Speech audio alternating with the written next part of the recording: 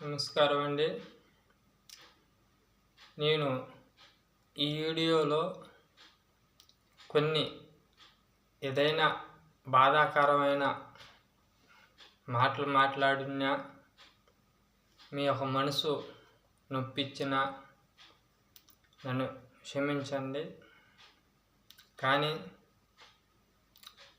ఇలాంటివన్నీ తెలిసి గమ్ముగా ఉంటే మన రాబోయే తరానికి ఒకవేళ నా ద్వారా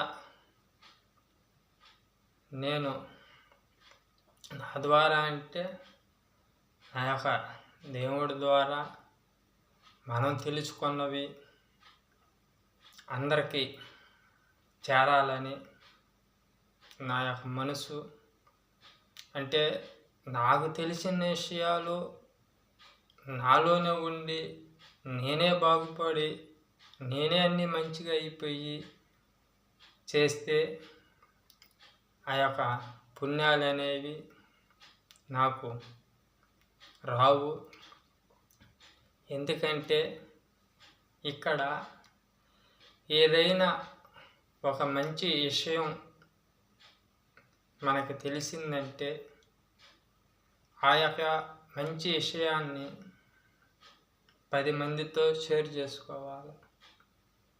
ఆ యొక్క మంచిని 10 మందికి చెప్పాలి. వాళ్ళు ఆచరించకపోయాను అది భగవంతుడి ఎరుక. కానీ నీ తరపున నీకు తెలిసిన మంచి చెడు ఇతరులకు చెప్పాలి. ఎందుకంటే ఇది రేపు మనల్ని ప్రశ్నించేటప్పుడు ఈ యొక్క మాట కూడా వస్తుంది. అందుకని మనం ఏం చేయాలంటే, చాలామంది నేను అన్నీ చేస్తున్నాను, నా వల్ల ఏది లేదు అనుకుంటున్నారు. కరెక్టే, ఇవన్నీ బాగానే చేస్తుండు, అన్నీ మంచిగా చేస్తుండు, ఇబ్బంది ఏమీ లేదు. కానీ నువ్వు ఎన్ని మంచి పనులు అయితే చేస్తుండవు, నీకు ఎన్ని మంచి విషయాలు అయితే తెలుసు, అవి ఎదుటి వాళ్ళకు కూడా తెలియజేయాల. నీకు తెలిసిన మంచి పనులు, మంచి జ్ఞానము, వాటికి 25% పుణ్యాలు నీకు. అంటే నువ్వు ఎన్ని గొప్ప పనులైనా చెయ్యి, మీరు ఎన్ని గొప్ప పనులైనా చేయండి, ఎన్ని దాన ధర్మాలైనా చేయండి, ఎన్ని అన్నదానాలైనా చేయండి, కానీ వచ్చేది మటుకు 25%. కొరవ 75% మనకు రావాలంటే మనకు తెలిసింది మన టైం కేటాయించుకొని కూడా ఇతరులకు మంచి చెప్పాలి. ఇతరులకు మంచి చెప్పే దాంట్లో 25% వస్తుంది. అప్పటికి నీ యొక్క 25, ఆ యొక్క 25, 50, మిగతా 50 ఉన్నాయి. ఈ యొక్క 50 మటుకు భలే ఇంపార్టెంట్. ఎందుకంటే ఈ 50 కంటే ఇప్పుడు నేను చెప్పబోయే 50 ఎక్కువ తూకం వస్తవి పుణ్యాలు.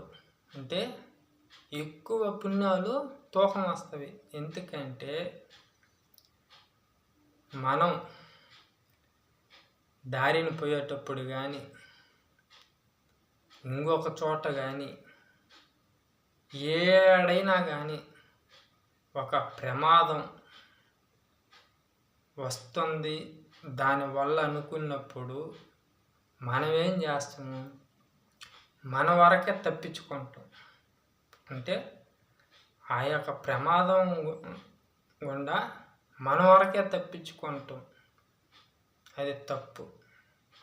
మన వరకే తప్పించుకోవాలి. ఎందుకంటే ప్రతి ఒక్కరికి ప్రాణ భయం అనేది ఉంటుంది. మనం తప్పించుకోవాలి. కానీ మన వల్ల సాధ్యమైనంత వరకు ఇతరులను కూడా రక్షించాలి. అప్పుడు నీకు ఇంకొక 25 అంటే 75 పుణ్యాలు పొందినట్టే. పోతే 25 ఉండవి. ఈ 25 అనేది చాలా బాధాకరంగా ఉంటవి, చాలా సంతోషకరంగా ఉంటవి. ఎందుకంటే ఈ 25 పుణ్యాలు మనం సంపేయాలంటే మనక మానవులని మన వల్ల అయ్యే పని కాదు. అది మన వల్ల అయ్యే పని కాదు. దానికి ఎన్నో త్యాగాలు చేయాల. మనిషికి భగవంతుడు ఏమేమి ఇచ్చాడు, వాటిలో కొన్ని వదిలేసుకోవాలా. కానీ మానవులుగా మనం అవి చేయలేం. చేసేవాళ్ళు ఉండరు, లేకుండా వీళ్ళు మానవుల్లో చేసేవాళ్ళు ఉండరు. కానీ కొంతమందికి అవి ఒత్తివు, అవి చేయలేము. దానికని ఆ యొక్క 25 ఏంటంటే చేస్తే సంతోషం, దానికంటే పుణ్యం మనం చెప్పవల్లా. ఒకవేళ చేయలేకపోయినా ఈ యొక్క 75 పుణ్యాలతో సరిపెట్టుకున్నా ఏం ఇబ్బంది లేదు. కాబట్టి ఒక మానవులుగా దారిని ఏదన్నా ముళ్ళు పడున్నా మనం తప్పించుకుంటాం. కానీ పక్కన వచ్చే మన వాళ్ళు కూడా ఆ ముళ్ళు యొక్క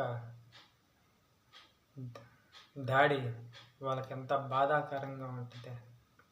అప్పుడు నువ్వు అనుకోవచ్చు, ఒరే ఆ ముళ్ళుని అట్ట పారేసి ఉంటే పాపము ఆ బాధ అతను పడేవాడు కాదా అని.